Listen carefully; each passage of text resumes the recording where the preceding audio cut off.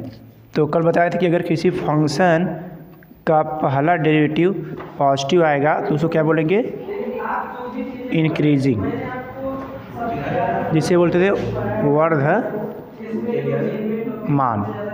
और किसी function x का पहला डेरिवेटिव अगर 0 आ जाए तो उसको बोलेंगे डिक्रीजिंग,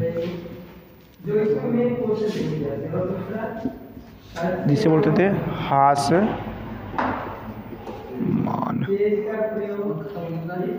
ठीक, कैसे निकालते थे?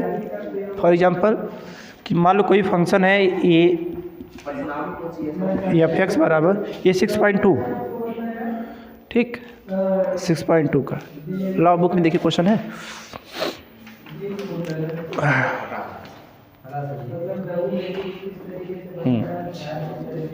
तो कल साइन एक्स का बताए थे, हाँ वही बता रहे हैं आज। क्वेश्चन नंबर 6 देखिए, अंतराल ज्ञात कीजिए जिसमें निम्नलिखित फंक्शन इंक्रीजिंग और डिक्रीजिंग है, मतलब वर्धमान और ह्रासमान है। तो सबसे पहले फंक्शन दिया है x² 2x + 5, फंक्शन की वैल्यू है x² 2x + 5। ये क्वेश्चन एक है। अब हमें निकालना है कि किस पर ये इंक्रीजिंग है और किस पर डिक्रीजिंग, मतलब कहाँ पर इसकी वैल्यू पॉजिटिव आएगी और कहाँ पर नेगेटिव। तो सबसे पहले इसका डेरिवेटिव निकालो, मतलब df(x) ऑफ dx, तो इसका कितना हो जाएगा, x² का 2x और 2x का 2, इसका 0 हो जाएगा। तो इसका मतलब 2x + 2, ठीक है, यही ना। अब हाँ, इसका मतलब कि एफ डैश है, यही ना, इसका मतलब यही है कि देखो अब हमें निकालना है कि किस पॉइंट पर ये 0 होगा। तो हम क्या करेंगे, एफ डैश एक्स बराबर 0 ले लेंगे। इसका मतलब ये पूरी वैल्यू क्या हो जाएगी, 2x + 2 बराबर 0। तो इधर 2 लाओगे तो 2x बराबर -2, तो x बराबर -2/2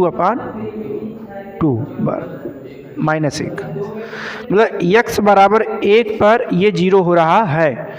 तो अगर मैं नंबर लाइन में दिखाऊँ ऐसे, ये 0 1 2 3 4 -1 -2 -3, तो x बराबर -1 पर, मतलब इस पॉइंट पर ये फंक्शन 0 रहा है ना।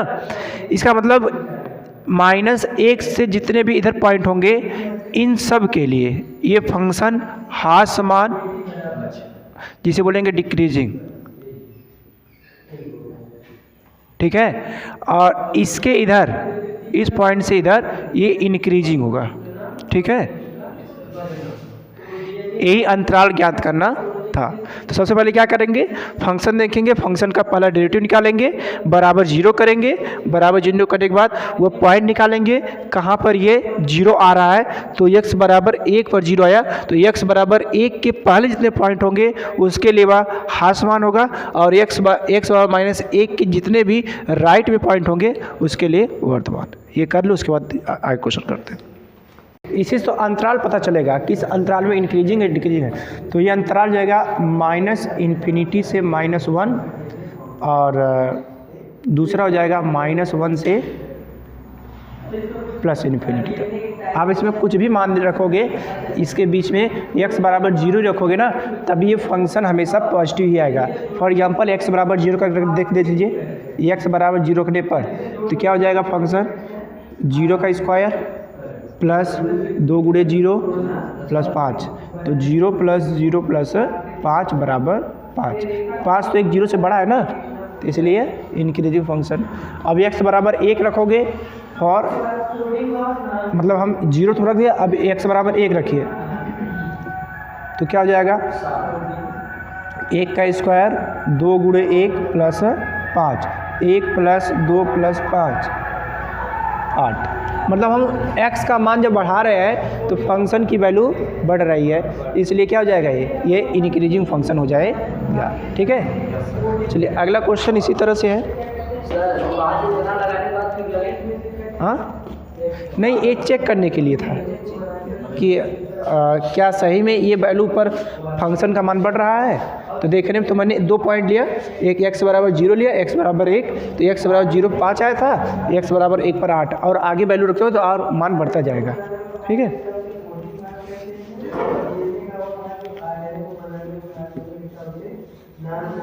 दूसरा क्वेश्चन इसी तरह से एक और है, तीसरा सी वाला। हाँ अच्छा, ऐसा क्वेश्चन था -2x² ना, -2x और -9x²। ठीक, बुक में था ये क्वेश्चन। ये तीसरा क्वेश्चन है, ठीक है, छठवें का तीसरा पार्ट है। और -2x³ -9x² -12x + 1, हमें वही अंतराल ज्ञात करना है। ठीक है, तो सबसे पहले हम क्या करेंगे, इसका f' निकालेंगे। ठीक, तो इसका हो जाएगा -2 और इसका कितना हो जाएगा 3x² -9, इसका कितना हो जाएगा 2x माइनस +0, यही ना। तो 3 दूना 6 -6 x², 9 दूनी x 12। ठीक है, तो -6x² प्लस या इसमें से माइनस कॉमन कर लें, 1 2 3 था या माइनस, तो माइनस कॉमन कर लीजिए, प्लस 18x + 12। अब इसका फैक्टर करना पड़ेगा, तो फैक्टर कैसे करते हैं, कैसे करेंगे। सबसे पहले इसका इसमें मल्टीप्लाई करें, तो 6 का 12 में करेंगे कितना आ जाएगा, 12 छक 72। अब 18 को 2 पार्ट में ऐसे बांटना है कि जोड़ने पर 18 आए और गुणा करने पर 72, तो 12 छक 72। तो 18 को हम ऐसे लिख सकते हैं 12 + 6, 12 6 18, 12 छक, ठीक है, minus 6x² plus 12x plus, तो इनमें कॉमन 6x हो जाएगा, तो यहाँ से 6x कॉमन करो तो x बच जाएगा प्लस 2 बच जाएगा, प्लस इसमें से 6 कॉमन कर लो तो x प्लस 2 हो जाएगा, तो x प्लस 2 और यहाँ से हो जाएगा 6x प्लस 6, तो x प्लस 2 कर सकते हो, इसको 6 बाहर लेके x प्लस 1 कर सकते हो। 6 कॉमन कर लेंगे तो यहाँ से x बच जाएगा, यहाँ से 1 और 6 को यहाँ पे कर दिया सब, और सबके पहले क्या रखा है माइनस, इसीलिए माइनस लगा देंगे। अब देखिए, तो हम इसको बराबर 0 करेंगे क्योंकि हमें चेक करना है ना कहाँ पर इंक्रीजिंग कहाँ पर डिक्रीजिंग है। तो ये आपका x जब 0 करेंगे तो ये टर्म पूरा 0 हो जाएगा, तो x + 2 बराबर 0 या x + 1 बराबर 0। तो x + 2 बराबर 0 करने पे x बराबर -2 और x + 1 बराबर 0 करने पे x बराबर -1। तो ऐसे 2 पॉइंट मिले जहाँ पर 6 में गुणा जब लाओगे नीचे तो 0 हो जाएगा ना। 6 पूछ रहे हो कहाँ गया ना कि कहाँ से आया, वो तो 6 कॉमन हुआ है ना। हाँ, तो यहाँ पर 6 नहीं लिखा। अच्छा यहाँ पे 6 नहीं लिखा हो क्योंकि इधर आएगा तो जब भाग हो तो 0 हो जाएगा ना। जैसे मान लो 2x बराबर 0 है तो x बराबर 0, कैसे, क्योंकि 2x बराबर 0 है तो x बराबर 0/2 लिख सकते हैं और किसी भी संख्या में। तो ऐसे यहाँ भी करेंगे, 6 को इधर लाएंगे तो 0 हो जाएगा, इसलिए ये बराबर 0 और x + 2 बराबर 0, x + 1 बराबर, ठीक। अब देखो 2 पॉइंट मिला तो हम वही संख्या रेखा पर ऐसे लाइन खींचेंगे, x बराबर -2 और x बराबर -2 पॉइंट मिल गया ना। इसके पहले आपका -∞ और इधर आके +∞, ठीक है। अब देखो x बराबर -2 के पहले जितने भी संख्या होंगी उसके लिए क्या होगा, फंक्शन इंक्रीजिंग कि डिक्रीजिंग, डिक्रीजिंग होगा, ठीक है, डिक्रीजिंग। और जैसे ही हम x और -1 से इधर ले जाएंगे तो फंक्शन क्या होगा, चेक करते हैं। तो रेंडमली मैं x बराबर 0 ले रहा हूँ, ठीक है। तो रखिए फंक्शन में x बराबर 0 पे, तो 0 0 0 और प्लस 1, इसका मतलब x बराबर 0 पे इसका मान कितना आया 1। अब x बराबर 1 ले लीजिए, तो 1 1 1, तो -2 -9 माइनस प्लस 1, तो -9 2 11 12 23 -23 प्लस 1 -22। ठीक, अब x बराबर 2 ले लीजिए, x बराबर 2 पर क्या हो जाएगा -2 गुणे 8 -16, 2 दूना 4, 9 चौके 36 और 12 दूना 24, तो -16 -36 -24, ठीक है, प्लस 1। तो देखो कि जोड़ोगे तो माइनस इससे ज़्यादा ही आएगा, ठीक है। इसलिए हम देख रहे हैं कि जैसे जैसे हम वैल्यू बढ़ा रहे हैं वो मान घट रहा है, इसलिए इस अंतराल में -1 से इन्फिनिटी के लिए ये क्या हो जाएगा हास्य मान, ठीक है। अब इधर आएंगे तो क्यों ऐसा हो रहा है, क्योंकि सबके पहले निगेटिव लगा है, तो जब निगेटिव नंबर पॉजिटिव नंबर से गुणा करते हैं तो निगेटिव आता है, इसलिए जब हम निगेटिव का निगेटिव करेंगे तो पॉजिटिव आएगा। इसलिए इस अंतराल में -2 से -इन्फिनिटी के बीच में क्या हो जाएगा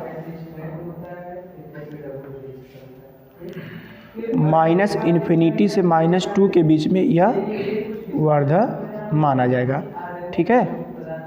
कैसे आएगा, आपको ये रेंडमली एक पॉइंट लेके रख लेंगे, जैसे -2 है ना, तो यहाँ पे -3 रखेंगे, तो जो इसकी वैल्यू आएगी इससे बड़ी ही आएगी, ठीक है, समझ में आया, ठीक है। तो इसके लिए वर्धमान। अब एक पॉइंट और रह गया कि इनके बीच में क्या होगा, इंक्रीज करेगा डिक्रीज करेगा। तो हमने देखा कि -1 पे 0 है और -2 पर 0 है, तो इनके बीच में क्या होगा, सपोज कि 1.5 ले लीजिए, माइनस का 1.5, तब क्या आ रहा है, तो चेक करते हैं। -1.5 पे रख दीजिए, तो 2 गुणे 1.5 का क्यूब माइनस 1.5 का स्क्वायर माइनस ये हो जाएगा आपका 1.5 प्लस 1, तो इसका जब आप करेंगे तो -2 और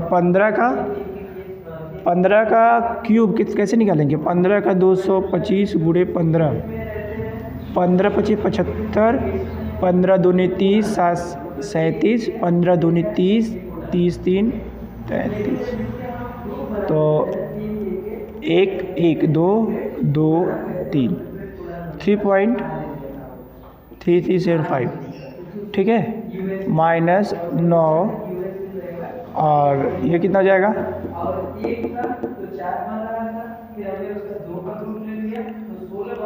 माइनस इसका हो जाएगा 12 डेढ़े 18 प्लस 1, ठीक है। ये माइनस ये माइनस ये माइनस, तो ओवरऑल हमारी जो वैल्यू आएगी 9 दूना 18 3 दूना 6, ठीक है, तो 5 दूना 10 7 दूना 14 3 दूना 6 6 1 7 3 दूना 6 माइनस 9 5 45 9 दूना 18 18 4 22 9 दूना 18 18 2 20 20.25 -18 प्लस 1, तो -6 -20 26 -18, तो 18 और 26 हो जाएगा 42, मतलब 41 के बराबर। ये वैल्यू नेगेटिव आ रही है, इसलिए इसके अंदर भी हमारा फंक्शन क्या हो जाएगा, हाँ ठीक। तो सबसे पहले वही करेंगे, जब अंतराल बनेगा तो उस अंतराल को निकालेंगे और पॉइंट डाल के चेक करेंगे किस पर नेगेटिव और किस पर पॉजिटिव, ठीक है। क्या था आपका -4x 5x 4x 4x ये फंक्शन दिया है। चलो करो इसको देखें तो।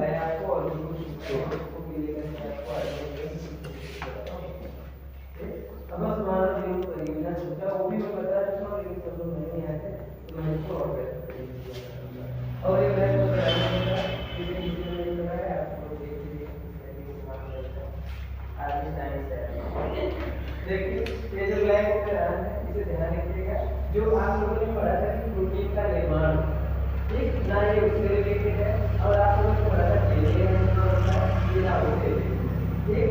इसमें बात ये बताया गया है कि कोई भी जीव में जब जिस तरीके से आपका जैसे ग्लूकोज एज एनर्जी सोर्स होता है, ग्लूकोज का क्या होता है हमारे बॉडी में, ग्लूकोज क्या होता है एनर्जी प्रोवाइड करता है किसी भी रिएक्शन के लिए।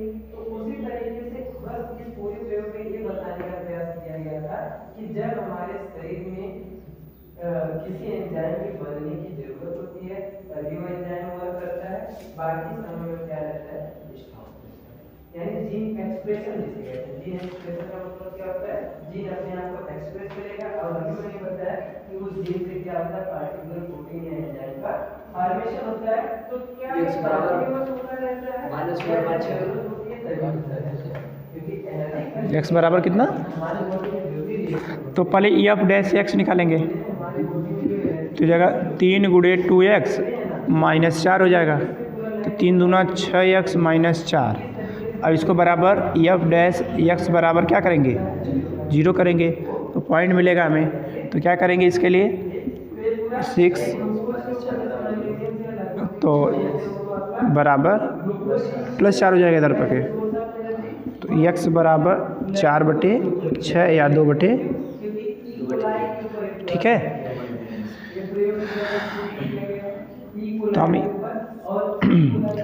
0 और 2/3 पॉजिटिव, इसका मतलब कि ये एक इसके बीच में आएगा, ठीक है ही ना, और इधर पे -1 -2 इस तरह से आएंगे। तो इसका मतलब है कि इस पॉइंट के आगे क्या होगा, फंक्शन हमारा वर्धमान मतलब इंक्रीजिंग,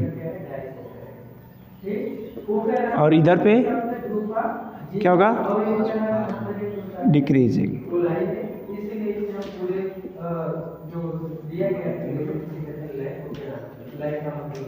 ठीक है। इस तरह के आपको इस तरह से अंतराल बनाना होगा। तो -∞ से 2/3 और 2/3 से प्लस, हाँ इस अंतराल में आपको लिखना पड़ेगा, इसमें आपका डिक्रीजिंग है, इसमें इंक्रीजिंग है, ठीक है। तो ये पूरा नंबर मिलेगा उसमें।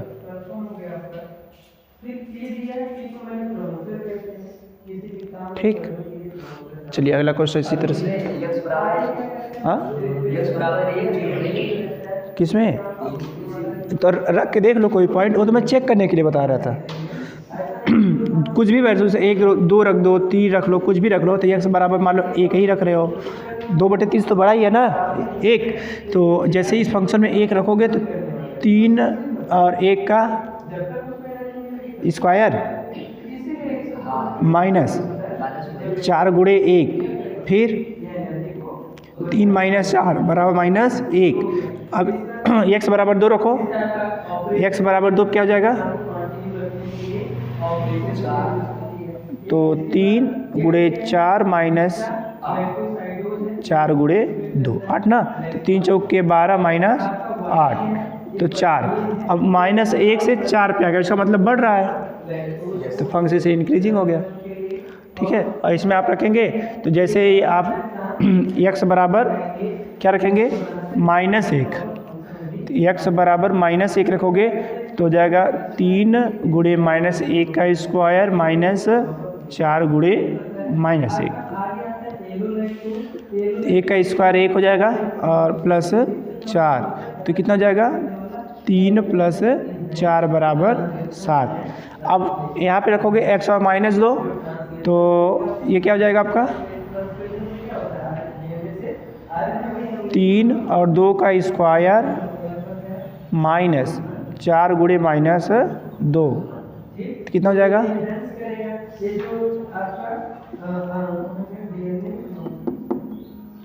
ये और 4 दूना 8, 3 चौके 12 प्लस 8 20 पॉजिटिव तो आ गए इसमें भी। अब मैंने बता दी कि किस तरीके से आज तो उसका पूरक जैसे आपका अच्छा 7 से 20 हुआ ना, ये भी तो इंक्रीज ही कर रहा है। अच्छा एक पॉइंट और चेक कर लेते हैं यहाँ पे, तो 1 पर चेक किया था तो और 2 पर चेक किया था, 3 पे चेक करते हैं तो 3 पे जाएगा आपका 3 और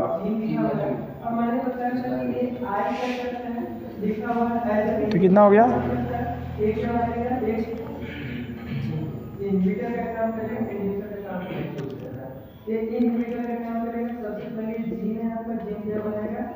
नौ त्रिक 27 माइनस 12, ये 15 हो गया। ये भी तो इंक्रीज ही कर रहा है, इधर भी इंक्रीज कर रहा है, इधर भी इंक्रीज कर रहा है। इसका मतलब कि ये फंक्शन पूरे अंतराल में ही इंक्रीजिंग है। अच्छा एक बार चेक कर लीजिए, एक बार चेक करिए, एक बार चेक करते फिर से।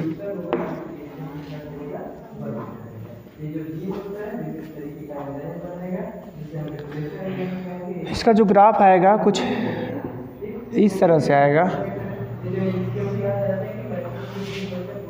थोड़ा सा शिफ्ट होकर रहेगा।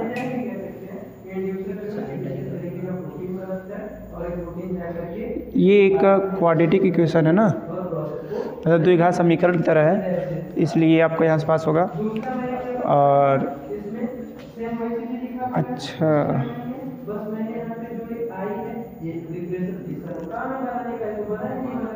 लेकिन यहाँ पे क्या है, ये एक अपना ही है क्योंकि यहाँ से क्या है। हाँ ये आपका दोनों डायरेक्शन में इंक्रीज करेगा, क्योंकि देखो हम जब यहाँ से इधर बढ़ेंगे तब भी फंक्शन का मान ऊपर बढ़ेगा, और जब इधर बढ़ेंगे तब भी ये बढ़ेगा। बस एक ही पॉइंट ऐसा आएगा जहाँ पे ये फंक्शन का मान 0 होगा, इसलिए अंतराल माइनस इन्फिनिटी से 2/3 में और 2/3 से इन्फिनिटी, इन सब में क्या है इंक्रीजिंग है। ठीक है, तो कुछ फंक्शन का आप ग्राफ देखकर भी बता सकते हैं कि इंक्रीजिंग है कि डिक्रीजिंग है। नहीं बस कुछ पर्टिकुलर क्वेश्चन, जैसे साइन का ग्राफ हो गया तो साइन का ग्राफ आपको इस तरह से बनाना पड़ेगा। ठीक है, ये साइन फंक्शन का ग्राफ है। कॉस का अगर आ जाएगा तो कॉस का आपका ये यहाँ शुरू होगा। ठीक है, इसका मतलब कि 0 में उसका मान 1 होता है, कॉस 0 का मान 1 होता है और 90 पर 0 होता है। ठीक है, इसलिए और साइन 0 पर 0 होता है और 90 पर 1 होता है। ठीक है, बस ऐसे सेम होता है, अंतर यही रहेगा कि ये एक दूसरे को ओवरलैप नहीं करेंगे, हमेशा एक दूसरे को काटेंगे। जब इसका मान 0 होगा तो इसका मान 1 होगा, और जब इसका मान 1 होगा तो इसका मान 0 होगा। ठीक है, तो एक ग्राफ बना लो, कुछ फंक्शन के ग्राफ भी है। ये आपके द्विघात समीकरण का ग्राफ है, ये साइन एक्स का ग्राफ है और ये कॉस एक्स का ग्राफ है। ठीक, हाँ ये आपका द्विघात समीकरण का है।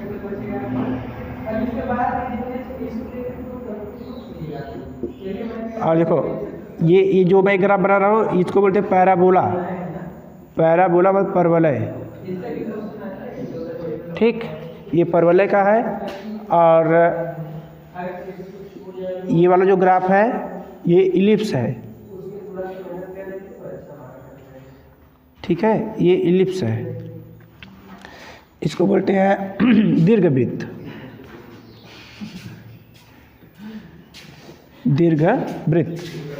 और ये जो है ये वाला ग्राफ ये हाइपरबोला का है। हाइपरबोला के हिंदी में बोलते अति परवलय।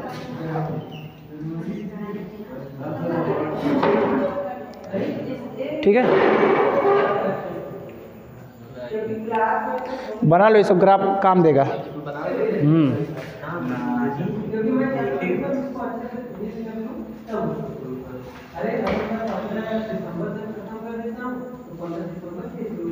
कोई निश्चित नहीं कि जनवरी में ही दे दो। अगर 15 दिन बचा है क्या